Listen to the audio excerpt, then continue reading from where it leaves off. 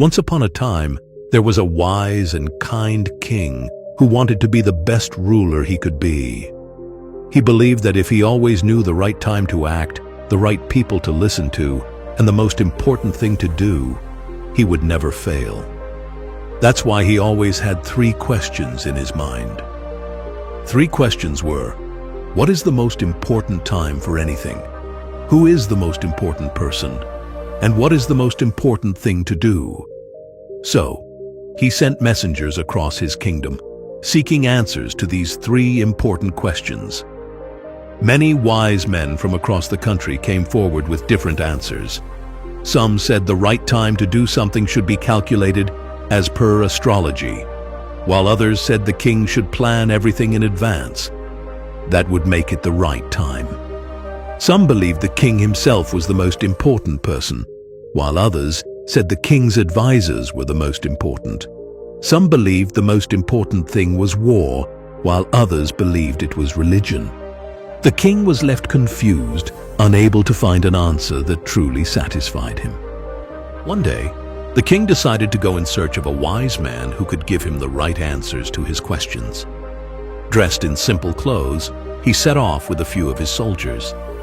As he was passing through a dense forest, he suddenly found a small hermitage and saw a monk digging the soil in front of it. The king left his guards behind and approached the monk's small hut. The monk was an old man, weak and frail, and was digging the ground, perhaps for planting crops or vegetables. The king approached him and asked him his 3 questions, but the monk remained silent and continued digging the soil. The king repeated his questions, but the monk still continued his task, paying no attention to the king, as if he wasn't even there. The king asked several times but received no response. Then, seeing the monk struggling to dig the soil, the king decided to help. He took another spade and began digging alongside the monk. Hours passed, and still the monk did not give any answers to the king's questions. Just then, the king noticed a man running toward them. The man was clutching his stomach. He was badly wounded and bleeding. The king ran to help the man. He cleaned his wounds and wrapped them with his own clothes. He gave the man water to drink and took care of him. When the man had recovered enough to speak, he spoke with tears in his eyes and confessed, "Your Majesty, I was your enemy. When I came to know that you were in the forest, I planned to kill you on your way back. When I was coming to attack you, your guards saw me and wounded me. I ran for my life and collapsed here, but you saved my life. I will always be grateful to you for your kindness. Please forgive me." The king was surprised. Not only had he saved a life, but he had also turned an enemy into a loyal friend. The king then turned to the monk once more, hoping for answers. This time, the monk smiled and said, "See, King, you have found the answers to your questions." The king was confused and requested the monk to explain. The monk started to explain and said, "See, King, your first question was, what is the most important time? The most important time is now, because it is the only time we have control over. You used your time well when I was digging the soil and started working with me, making good use of the present moment. Your second question was, who is the most important person? The most important person is the one who is with you, because they are the ones who need you at that moment. You helped this wounded man when he needed you the most.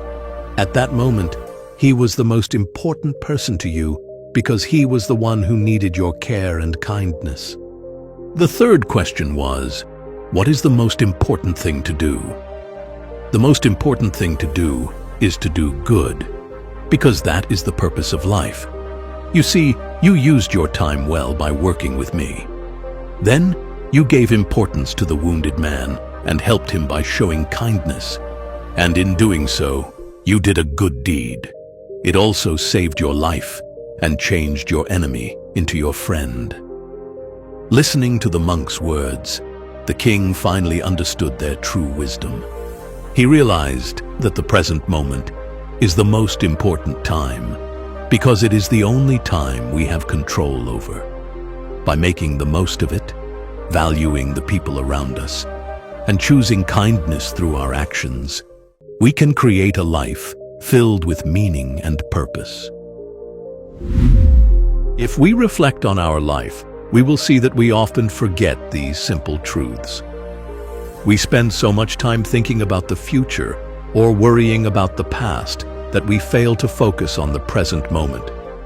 But as this story teaches us, the present is the most important moment in our life because everything we do or experience happens in the present. If we use our present wisely, we can shape a better future and a better life. Similarly, the most important people in our lives are the people around us, our loved ones. But in the busyness and chaos of life, we sometimes forget to give them the attention they deserve. We get so caught up in work, responsibilities, and distractions that we fail to spend time with them, listen to them, or help them when they need us. But if we neglect them for too long, we may lose them, and by then, it may be too late to make things right. In the same way, we should always try to be kind to the people around us.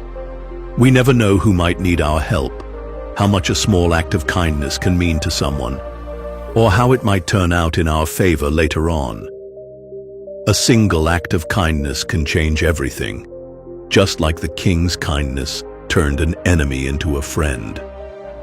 If we learn to live in the present, cherish the people in our lives, and always choose to do good, our lives will become more meaningful and filled with happiness.